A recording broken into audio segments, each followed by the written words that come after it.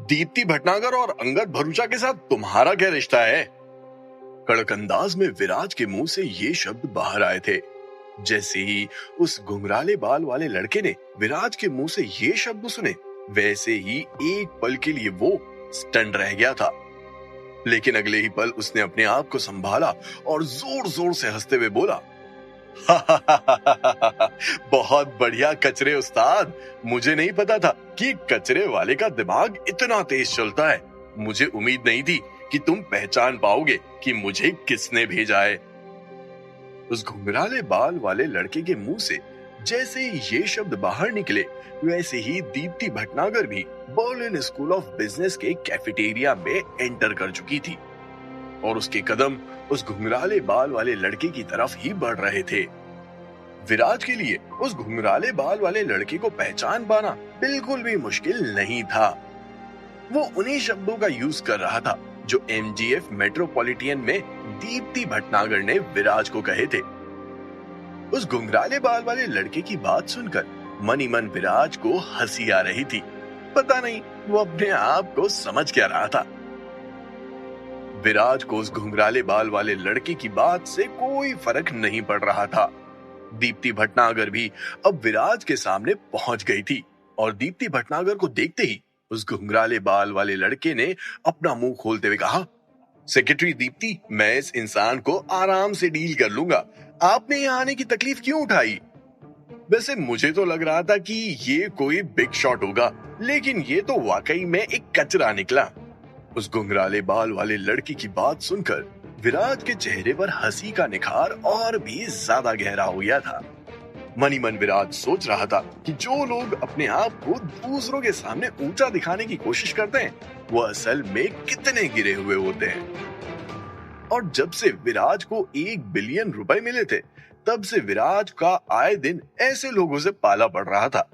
अब ये घुंघराले बाल वाले महाशय को ही देख लो, कितनी बकैती झाड़ रहा है ये विराज के सामने। लेकिन विराज के मुंह से एक शब्द का कतरा भी बाहर नहीं निकला था। कैफेटेरिया में हो रहे इस हंगामे के बीच जानवी भी विराज के पास पहुंच गई थी और जानवी को देखते ही वो घुंघराले बाल वाला लड़का उसकी खूबसूरती का कायल हो गया था और उसका दिल बुरी तरह से घायल हो गया था। जब उस घुंघराले बाल वाले लड़के ने देखा कि विराज तो कुछ बोल नहीं रहा है, तो तुरंत ही उसने जानवी को देखते हुए कहा, क्या हुआ लड़के, अब गूंगा होने का भी नाटक करेगा? वैसे ये लड़की जो तेरे साथ में है, बड़ी कमाल की है। अगर वो मुझे मिल जाए तो मजा आ जाए।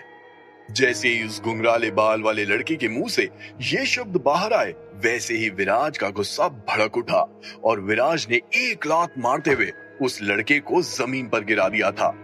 एक तरफ वो घुंघराले बाल वाला लड़का दर्द के मारे चीख रहा था, तो दूसरी तरफ विराज की आंखें अचानक से लाल हो गई थी और अब जाकर विराज ने अपना मुंह खोलते हुए कहा, जो मेरी बंदी की इंसल्ट करता है, जो मेरी बंदी के साथ बदतमीजी करता है, उसे मैं जिंदा नहीं छोड़ता हूं। तुम्हारी एंडिंग खराब होने वाली है। विराज की बात सुनकर उस घुंघराले बाल वाले लड़के के होश उड़ गए थे। वो विराज की बातों पर यकीन नहीं कर पा रहा था। विराज के बारे में उसे दीप्ति भटनागर ने सब कुछ बता दिया था, लेकिन उसके बाद भी विराज के इस अंदाज को देखकर उस घुंघराले बाल वाले लड़के को कुछ अजीब सा लग रहा था। क्या ये विराज वो विराज नहीं है जिसे हमेशा से लोगों ने बुली किया है? आखिर विराज के पास ये सब कुछ बोलने की हिम्मत कहां से आ गई है? कुछ ऐसे ही ख्याल वो लड़का अपने मन में बुनता जा रहा था। तुम्हारी ये हिम्मत कि तुमने मुझे मारा? क्या भरूचा खानदान से पंगा लेने का मतलब तुम जानते भी हो? जमीन से उठकर उस घुंघराले बाल वाले लड़के ने विराज को देखते हुए गुस्से से कहा, भरूचा खानदान से पंगा लेने का क्या कॉन्सिक्वेंसेस हो सकता है? नहीं, मुझे तो नहीं पता, लेकिन मैं तुम्हें यह बताना चाहूंगा कि मुझसे पंगा लेने के क्या कॉन्सिक्वेंसेस होते हैं। विराज ने भी ईंट का जवाब पत्थर से दिया।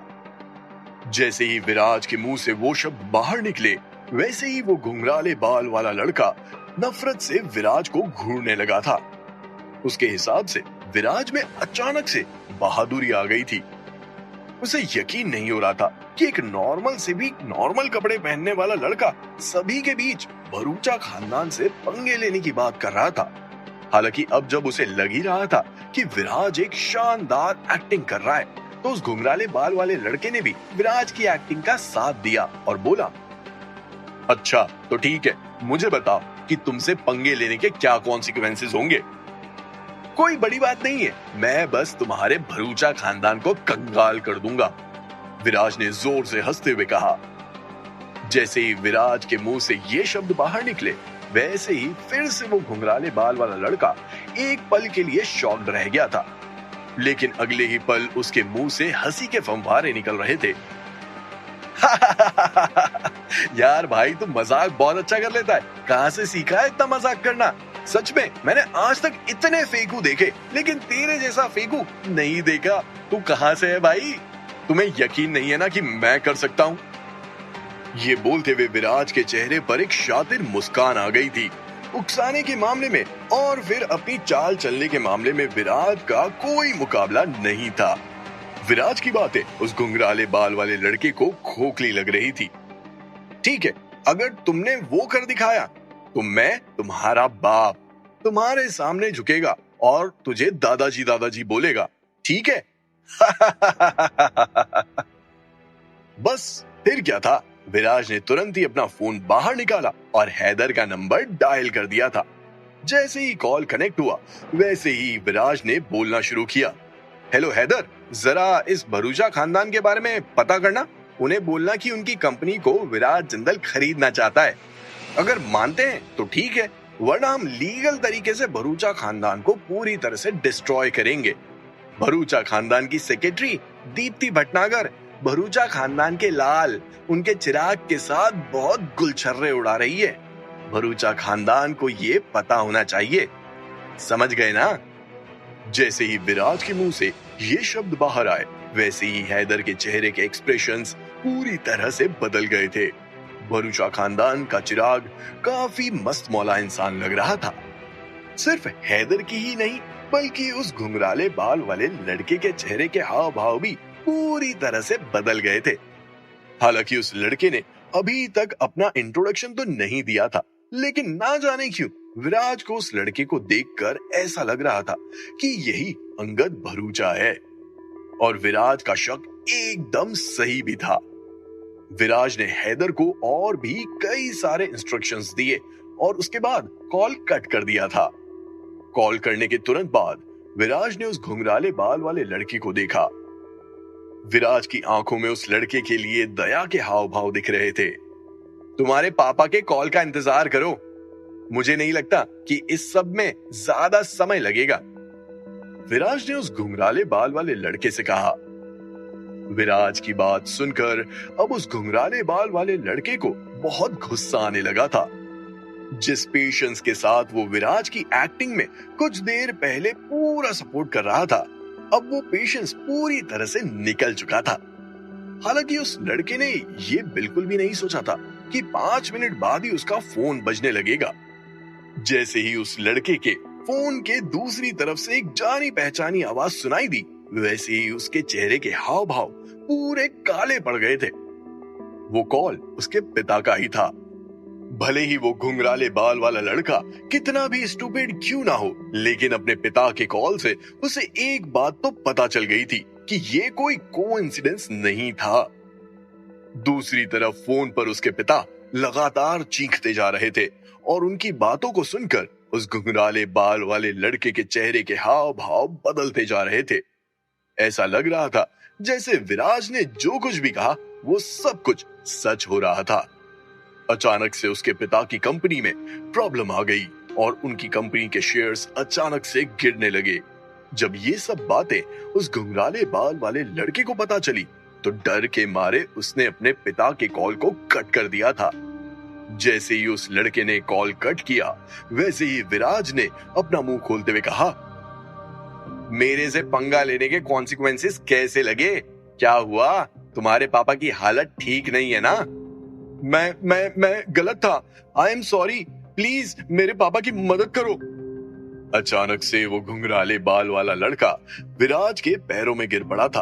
ऑब्वियस था कि उसकी आंखों में शर्मिंदगी साफ साफ झलक रही थी।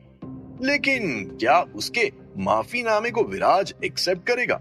ये देखना बहुत दिलचस्प होगा। देखो यार, अगर तुम मेरी बंदी की इंसल्ट नहीं करते, उसके साथ में बदतमीजी नहीं करते, तो सब कुछ सही हो सकता था। लेकिन कुछ लोग इन बातों को समझते नहीं है। तुम्हें वो सब नहीं करना चाहिए था। अब जब तुमने वो सब कर दिया है, तो तुम्हें अंजाम तो भुगतना ही पड़ेगा। उस घुंघराले बाल वाले लड़के का माफीनामा सुनते ही विराज ने सीधे तौर पे उसे अपनी बात बता दी थी। आप बहुत अच्छे इंसान हो विराज सर।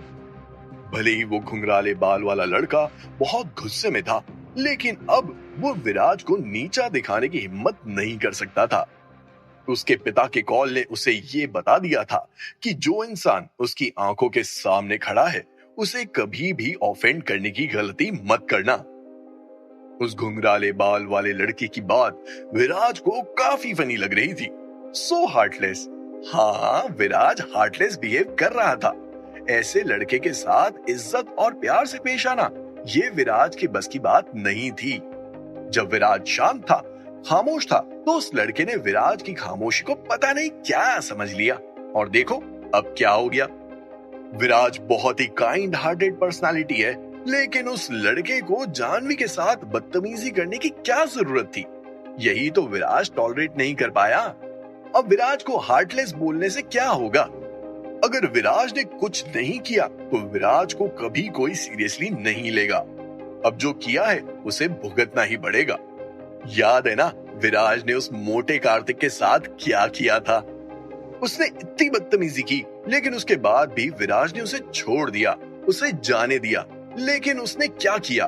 उसने उमेश बेनीवाल के साथ प्लान बनाया, और आगे क्या हुआ वो तो आप सभी जानते ही हो। उस हादसे के कॉन्सिक्वेंसेस कितने डरावने थे, सिर्फ विराज के लिए ही नहीं, बल्कि प्रखर और सनी के लिए भी। साथ ही साथ उस हादसे ने जानवी की मेंटल स्टेट को भी हिला के रख दिया था। जब ये सब कुछ विराज को याद आया, तो फिर वो भला अंगद भरूचा को कैसे जाने दे सकता था? कभी कभी ये कहावत आपकी असल जिंदगी में एकदम ठीक बैठती है। Be kind to others was being cruel to oneself. Viraj ने तो खेल को खत्म कर दिया था, लेकिन इस कांड के बीच में प्रखर और सनी भी पहुंच गए थे, और उन्होंने भी इस कांड को अपनी आंखों से देखा था और अपने कानों से सुना था। अबे ओ करली बाल, अब क्यों तू विराज के बारे में अच्छा अच्छा बोल रहा है? पहले तो तू बहुत शाना बन रहा था। अब तुझे क्या हुआ? अब तुझे विराज बहुत औसम लग रहा है। क्या हुआ बेटा? तू चाहता है कि तेरी इस शक्ल को देखकर हम तुझ पे तरस खाएं? Sorry, not possible. Okay, tata, bye bye. Prakhar ने मजाकिया अंदाज में अंगद भरूचा की बेइज्जती करना शुरू कर दिया था।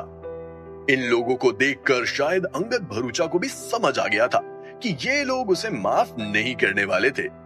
हालांकि अंगद भरूचा और कोशिश करना चाहता था, लेकिन उसकी सारी कोशिश नाकाम ही साबित होने वाली थी। ऐसे में अब वो यहाँ खड़ा रहकर क्या करता? उसने उस जगह से जाने का फैसला कर लिया था। विराज, तुम तो दिन पर दिन काफी हैंडसम होते जा रहे हो। जहां पहले तुम सबकी बदतमीजी को एंटरटेन करते थे, तो आज तुम किसी का भी सुनकर नहीं ले रहे हो। क्या बात है मेरे शेर, मैं तुम्हें हमेशा से इसी तरह देखना चाहती थी। आज तुमने तुम्हारी बंदी का ये सपना भी साकार कर दिया। मुस्कुराते हुए जानवी के मुंह से भी ये शब्द बाहर निकल आए थे। क्या विराज वाकई में बदल गया था? आखिर विराज को बदलने में किसका हाथ था? क्या वो धन का राजा कुबेर के सिस्टम का कमाल था, या फिर वो अमीरी का कमाल था जो विराज समय के साथ साथ एक्सपीरियंस कर रहा था? क्या अंगद भरूचा भी उस मोटे कार्तिक की तरह विराज से बदला लेगा? अगर हाँ, तो उसका साथ कौन देगा? क्या एक और मुसीबत विराज को दस्तक देते हुए आ रही थी?